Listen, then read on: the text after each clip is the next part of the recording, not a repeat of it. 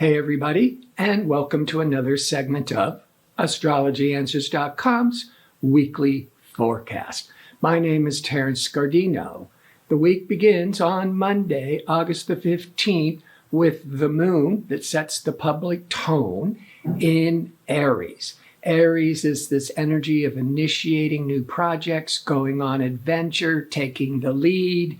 It brings a lot of motivation and a great sign to start the work week. The moon will align with traveling, expansive, optimistic Jupiter from about 4 to 6 a.m., but Pacific Daylight Time. That moon Jupiter, the moon are your feelings, the Jupiter's expansiveness. It's great for feeling optimistic, making long-range plans, traveling, education, all of that under Jupiter. On Tuesday, the moon in fiery Aries will be in exact harmony with fiery Leo.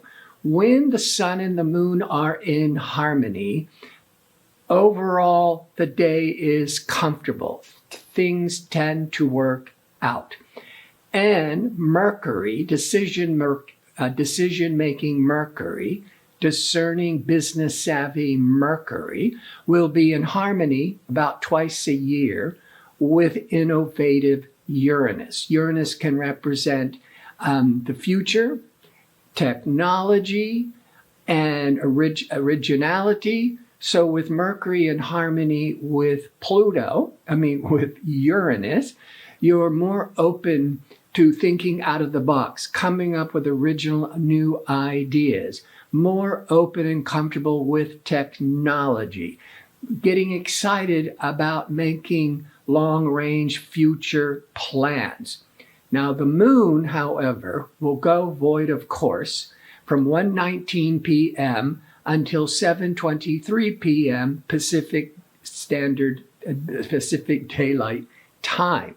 When the moon is void of course, as I mention every week, the moon is not making any aspects to other planets. So there's no activity.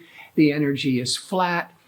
Overall, it's just stay the course, keep with your routine, but do not introduce any important new projects, decisions when the moon is void of course, because it may take more of an effort and probably will not even pan out. But at 7:23 p.m. Pacific time, the moon leaves Aries, void of course Aries, and moves into Taurus. Taurus is an earth sign, where Aries is impatient and fiery and let's go for it. The moon in Taurus setting that public tone, it's like let's calm it down. Let's get more grounded. Taurus is more sensible, more sensual energies also. Now, on Wednesday, the moon will be in tension with Venus. Now, these are two benefic planets, but it can trigger these intense desires in relationships. This will be around 8:30 a.m. Pacific time for those next hour and a half, 2 hours. These are benefic energies, but often it indicates that when you're interacting with others, there might be a sense of neediness. Now, the moon, but Venus, pleasure-seeking Venus, harmonious, creative Venus, will be in harmony with expansive Jupiter from midday Pacific Daylight Time through the morning on Thursday, about twice a year. Venus to Jupiter can be a time of a lot of optimism, lots of pleasure. You might be going on a vacation or attending a party or attending a concert with that Venus Jupiter. You might be spending too much money. You might be really feeling great about it. You have to be careful with Venus Jupiter about overindulgence, whether it's food, drink, money, but you are really enjoying yourself.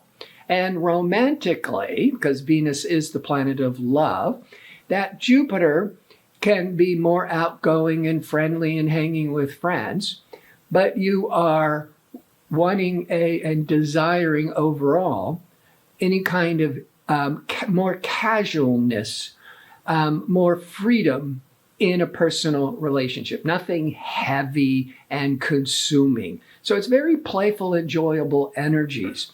So on Thursday, Pacific time, that Venus is still bringing you these opportunities to Jupiter, but also around 7 a.m., 9 a.m., the moon in Taurus will cross Uranus once every 28 days. Moon Uranus can bring in some emotional moon excitement, Uranus. It could bring in some unexpected upsets. Now, by noon Pacific time, now the moon's in a difficult angle to Saturn. So there might have been some emotional upsets earlier, with then by noon Pacific time, with the moon to Saturn, you're feeling very worried, maybe you're very cautious, a little bit distant, but it works out, and it may be a blessing in disguise, great for business, great for personal relationships, because the moon at the same time will be in harmony with communication Mercury. Maybe it starts off with business matters, financial matters, that you're really worried, overly cautious, but then you think it out, you discuss it, and it all works out. Friday, we wake up and the moon now is in Gemini. There's no planetary events. The moon is not making any aspects to other planets. So it's a relatively easy, calm day. And with the moon in Gemini, in harmony with the sun in Leo, but Gemini is all this wittiness, conversational, playfulness. It triggers a lot more curiosity, whimsical energies.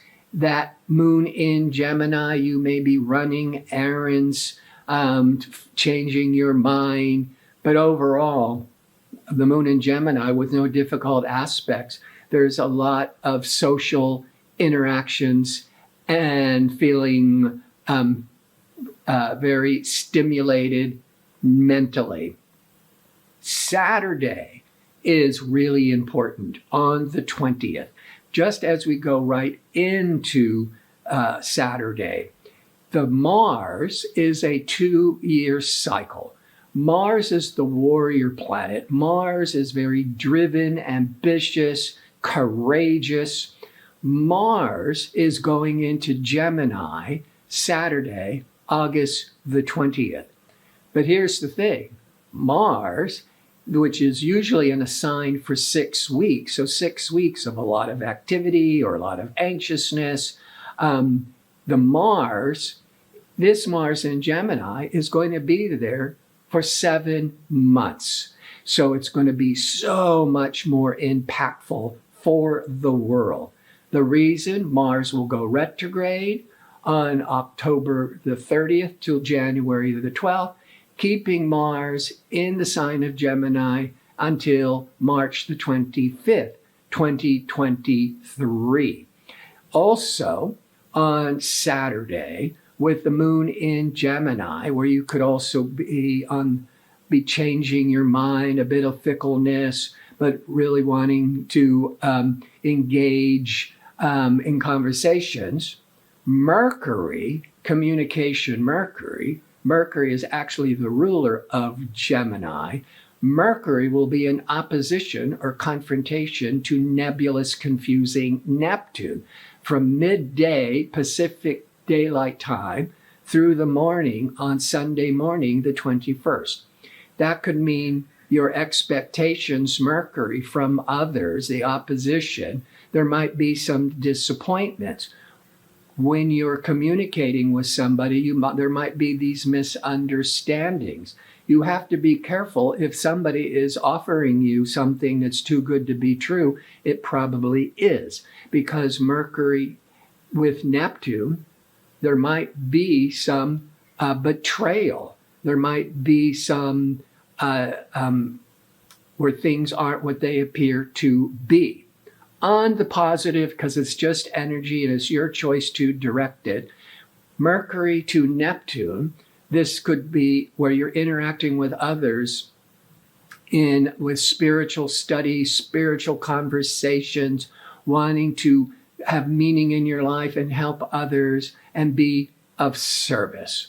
So I want to thank you for tuning in. I hope to see you next week with my next segment. Until then, be safe and well.